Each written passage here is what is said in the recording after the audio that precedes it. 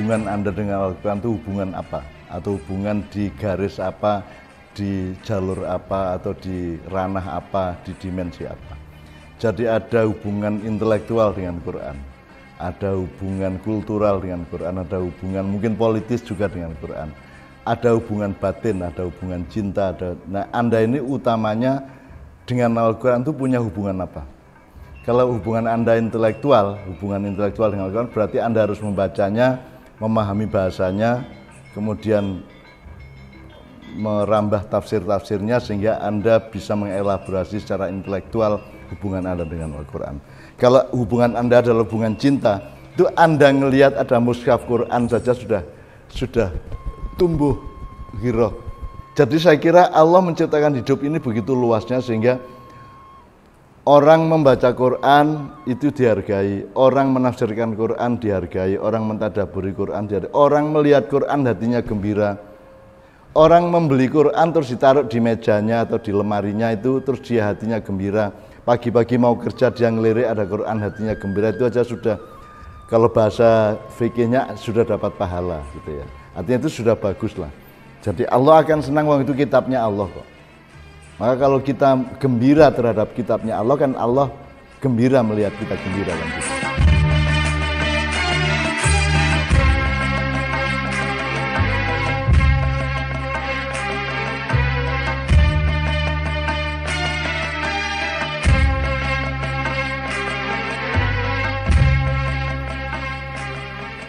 Sehubungan dengan terbitnya mushaf Al-Quran dan tafsir Padang Bulan Ma'iyah yang suplemen tadaburnya itu sekitar 230 kurang lebih 230 halaman. Itu berbeda dengan yang lain-lain. Selama ini kan kitab Quran terus ada terjemahan di bawahnya, dan ini tidak pakai terjemahan.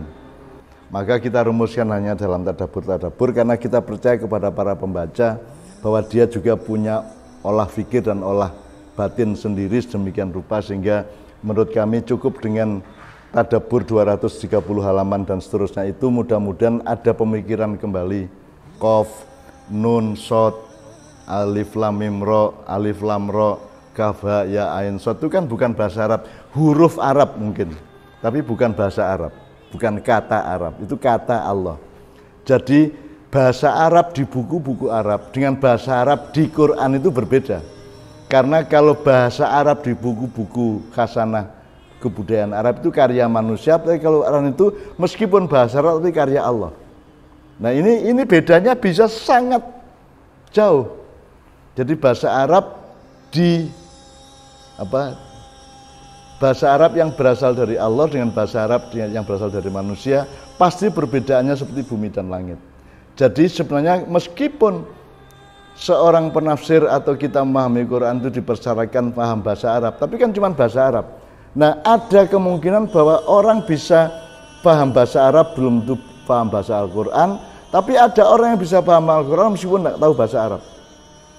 Misalnya gini, misalnya ada kata dari Al-Quran yang bisa bulat-bulat diterjemahkan menjadi bahasa lain. Ya. Misalnya Iqra ya. Kalau Alif Lam Mim tadi kan tidak ada yang tahu. Maka jalannya ke Alif Lam Mim kan bukan tafsir tapi tadabbur. Kan gitu. Nah sekarang misalnya Iqra, bacalah.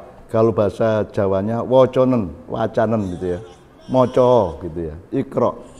Itu kan misalnya ada orang di pelosok Pacitan apa di Trenggalek apa di mana mendengar Allah nyuruh kita membaca. Membacanya kan bukan membaca buku. Waktu Rasulullah dikasih Iqra itu kan belum ada. Yang dimaksudkan membaca kehidupan, membaca seluruh fakta dan pengalaman hidup ini kan gitu. Dari langit, bumi, kebudayaan, politik, raja, tanah, air, lautan, angin dan itu yang kita baca itu seluruh metabolisme dan ekosistem alam itu yang kita baca. Nah, ketika seorang di Trenggalek tadi mendengar Tuhan nyuruh waconen, terus dia membaca sungai di Trenggalek, dia membaca ikan, dia mempelajari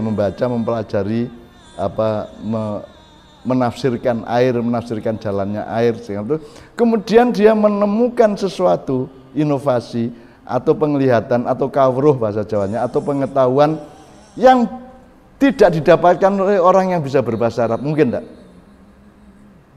Jadi karena Iqra itu ketika dibaca oleh orang Arab, dia tidak punya sungai seperti di Trenggalek. Maka efeknya Iqra di Arab dan bacalah di Trenggalek itu bisa berbeda, dan tidak tertutup kemungkinan bahwa eksplorator Woconen di Trenggalek itu bisa mendapatkan kandungan-kandungan ilmu dan kenyataan hidup yang lebih dahsyat, lebih mendalam, lebih luas daripada yang di Arab. Kan mungkin. Maka di sini menjadi relatif yang disebut persyaratan memahami bahasa Arab itu. Karena toh bahasa Arab di Quran kan bukan bahasa Arab budaya Arab, tapi bahasa Arab karya Allah. Jadi mudah-mudahan ini bisa mendorong kita. Tadabbur 235 halaman itu sebenarnya adalah usaha untuk memasuki wilayah-wilayah di mana yang kita masuki adalah wahyu Allah, wacana dari Allah, dawuhnya Allah, petunjuknya Allah, hidayahnya Allah. Dengan contoh petani Trenggalek tadi kita bisa memahami bahwa bisa saja seorang di desa Kelodok sana itu bisa menemukan pemahaman atau inovasi melebihi kita yang terpelajar di kota hanya dari satu kata Iqra tadi kan bisa. Nah, oleh karena itu mudah-mudahan tadabbur ma'iyah padang bulan di Mushaf Al-Quran yang akan kita terbitkan bulan Juli ini mudah-mudahan bisa membuat Allah berkenan mengantarkan Anda kepada seperti Trenggalek tadi itu, Anda memahami kehidupan sedemikian rupa. Ya Allah.